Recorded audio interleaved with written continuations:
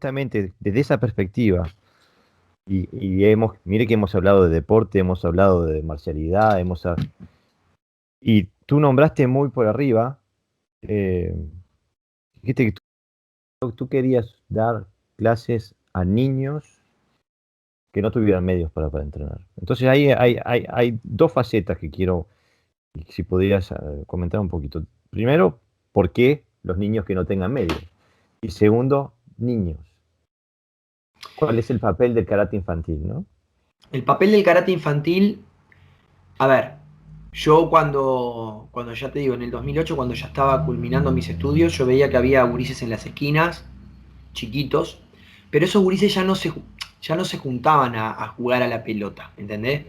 Esos gurises eh, estaban en la esquina muchas veces tomando vino y sin tener edad para hacerlo, muchas veces fumando sin tener edad para hacerlo, ni que hablar de las sustancias que pueden llegar a ser tóxicas para el valero.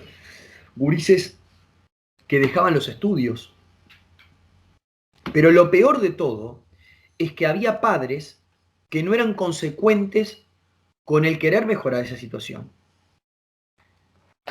Yo me llevé, pero pila de desilusiones, pila de desilusiones. Fue un camino durísimo, porque en determinado momento eh, confundí el rol de sensei con el rol de padre sustituto.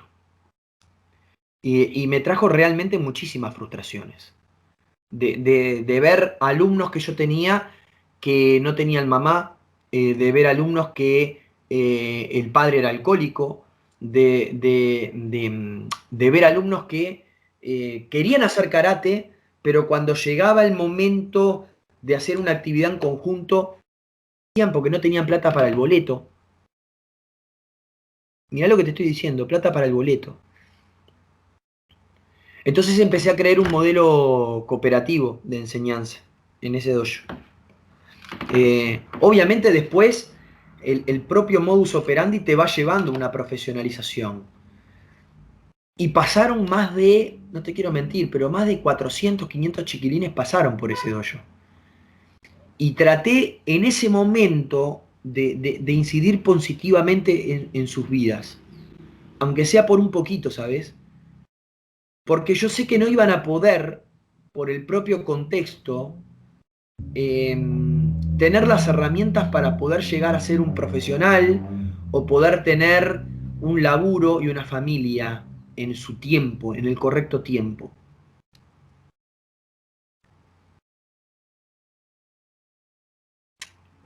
Eso a mí me partió muchas veces el soronca, ¿viste? Porque vos decías, puta madre, ¿cómo mierda no puedo ayudar a este gurí?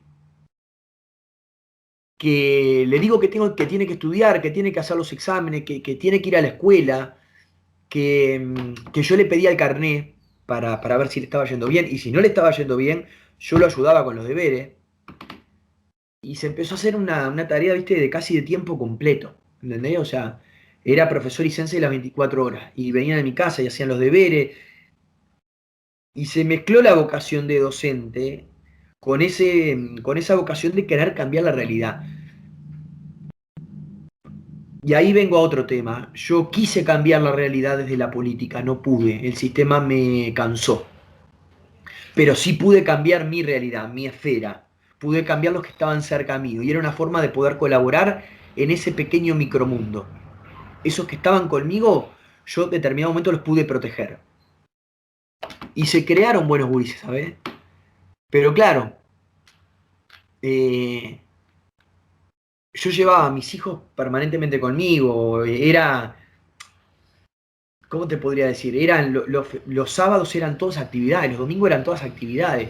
Agarrábamos, contratábamos una bañadera y hacíamos coleta entre los papás que venían, que apoyaban a sus hijos, y nos íbamos a Florida, nos íbamos a Durazno, nos íbamos a Canelones. Y era un motivo de alegría, hacíamos chocobingo y para recaudar, para poder ir a hacer las actividades que no teníamos la guita para poder hacerla. Y me sentí muy fuerte porque, perdón un poco la emoción, pero